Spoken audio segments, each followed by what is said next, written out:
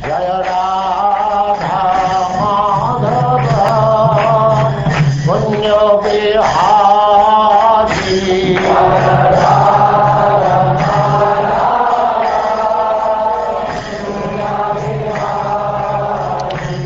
And now chapter 16, how Pariksit received the age of Kali.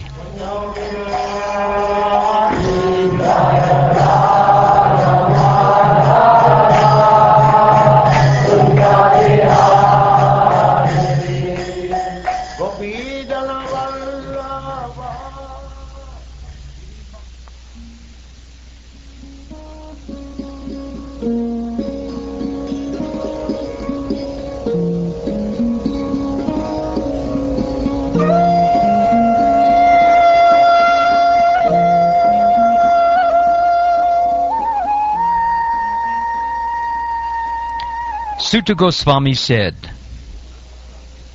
O learned Brahmins, Maharaj Pariksit then began to rule over the world as a great devotee of the Lord under the instructions of the best of the twice-born Brahmins.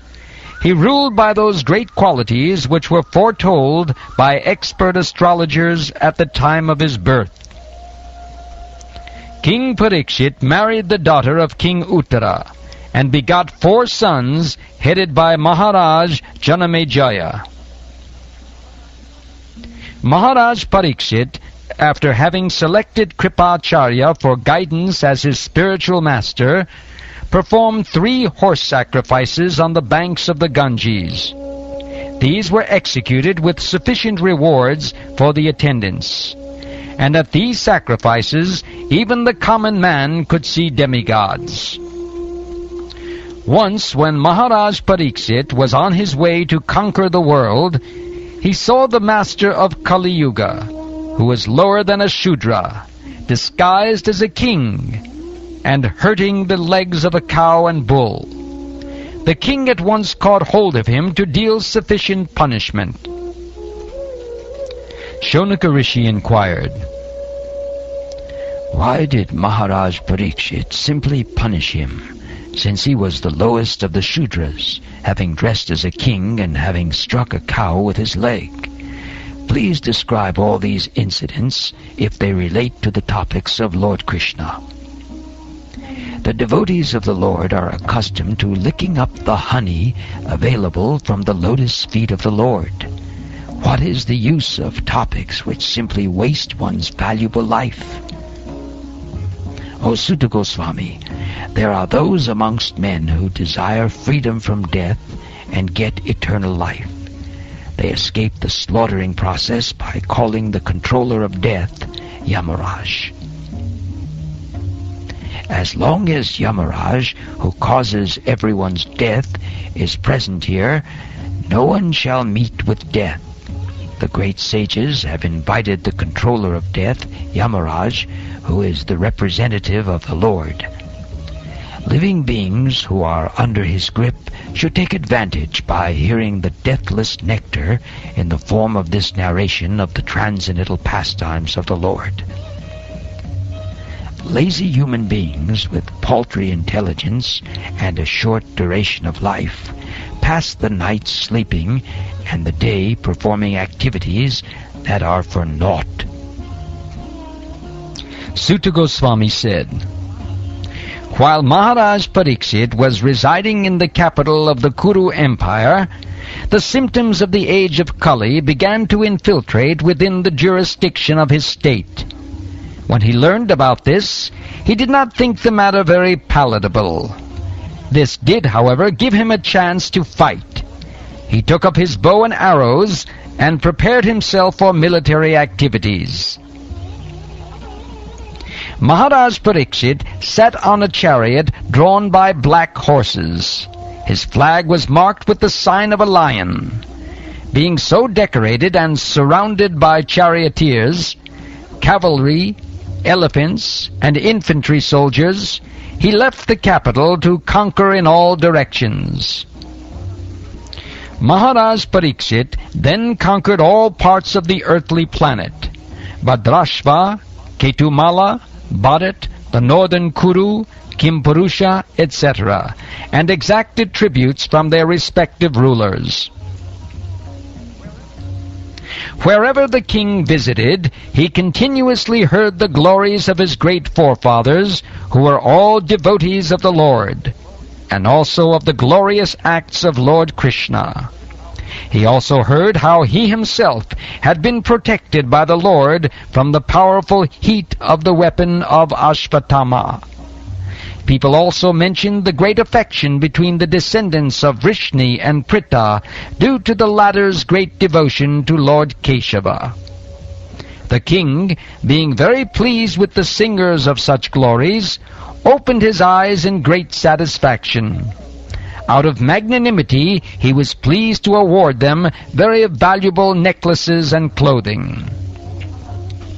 Maharaj Pariksit heard that out of his causeless mercy, Lord Krishna, or Vishnu, who is universally obeyed, rendered all kinds of service to the malleable sons of Pandu by accepting posts ranging from chariot driver to president to messenger, friend, night watchman, etc., according to the will of the Pandavas, obeying them like a servant and offering obeisances like one younger in years.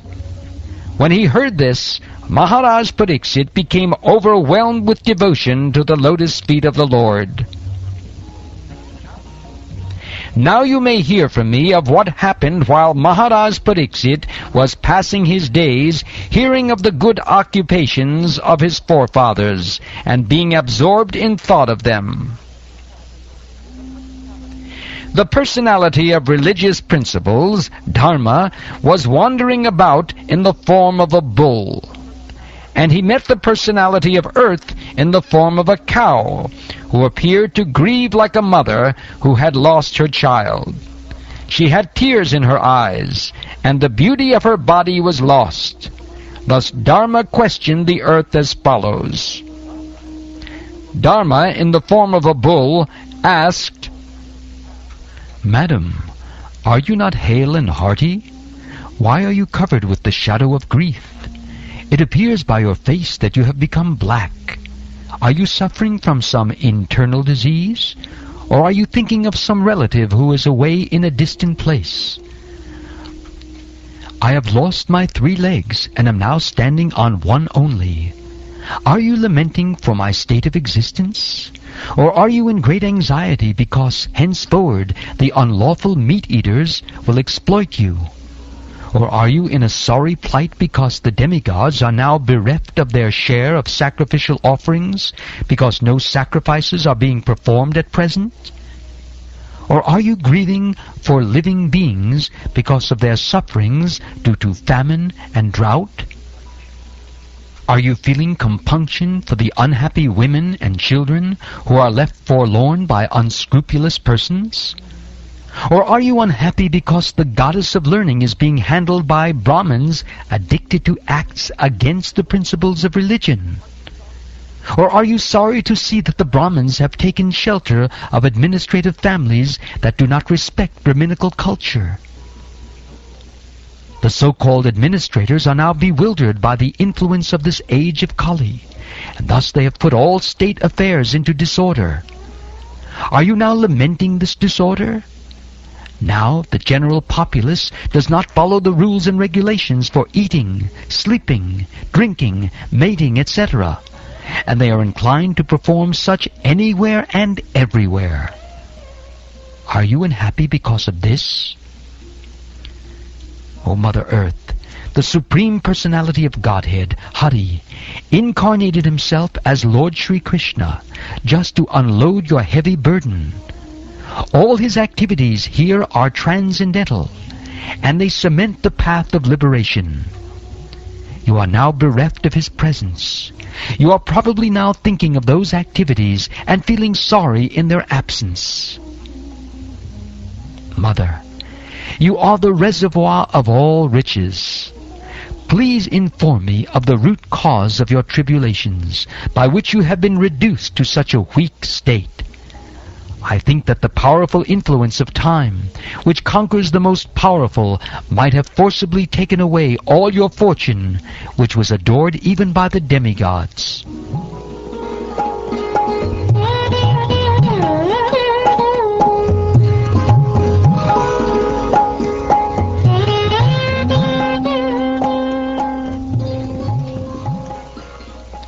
The earthly deity, in the form of a cow, thus replied to the personality of religious principles in the form of a bull. O Dharma, whatever you have inquired from me shall be known to you. I shall try to reply to all those questions. Once you too were maintained by your 4 legs, and you increased happiness all over the universe by the mercy of the Lord. In Him reside truthfulness, cleanliness, intolerance of another's unhappiness, the power to control anger, self-satisfaction, straightforwardness, steadiness of mind, control of the sense organs, responsibility, equality, tolerance, equanimity, faithfulness, knowledge, absence of sense enjoyment, leadership, chivalry, influence, the power to make everything possible, the discharge of proper duty, complete independence, dexterity, fullness of all beauty, serenity, kind-heartedness, ingenuity,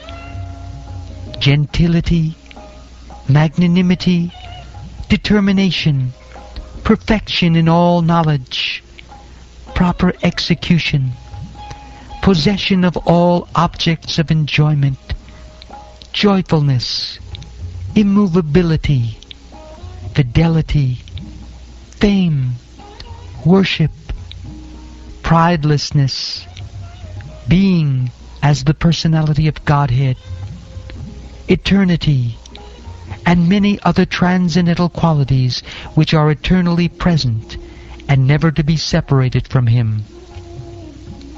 That personality of Godhead, the reservoir of all goodness and beauty, Lord Sri Krishna, has now closed His transcendental pastimes on the face of the earth. In His absence, the age of Kali has spread its influence everywhere. So I am sorry to see this condition of existence.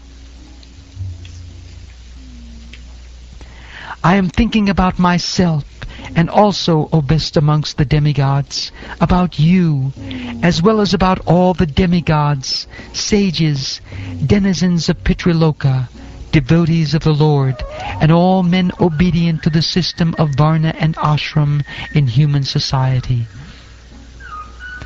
Lakshmiji, the goddess of fortune, whose glance of grace was sought by demigods like Brahma, and for whom they surrendered many a day unto the personality of Godhead, gave up her own abode in the forest of lotus flowers, and engaged herself in the service of the lotus feet of the Lord. I was endowed with specific powers to supersede the fortune of all the 3 planetary systems by being decorated with the impressions of the flag, thunderbolt, elephant driving rod, and lotus flower, which are signs of the lotus feet of the Lord. But at the end, when I felt I was so fortunate, the Lord left me. O personality of religion, I was greatly overburdened by the undue military phalanxes arranged by atheistic kings, and I was relieved by the grace of the personality of Godhead. Similarly, you are also in a distressed condition, weakened in your standing strength, and thus He also incarnated by His internal energy in the family of the Yadus to relieve you. Who therefore can tolerate the pangs of separation from that Supreme Personality of Godhead? He could conquer the gravity and passionate wrath of His sweethearts like Satyabhama by His sweet smile of love, pleasing glance, and hearty appeals. When he traversed the earth's surface, I would be immersed in the dust of his lotus feet, and thus would be sumptuously covered with grass, which appeared like hairs standing on me out of pleasure.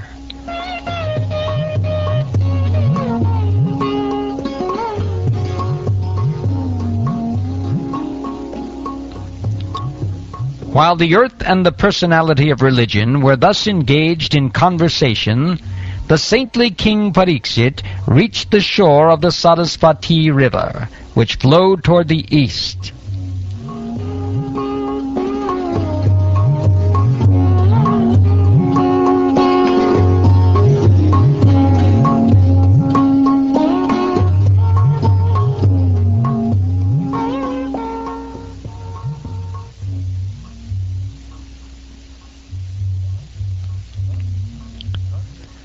Thus ends the 16th chapter of the first canto of the Srimad Bhagavatam, entitled How Pariksit Received the Age of Kali.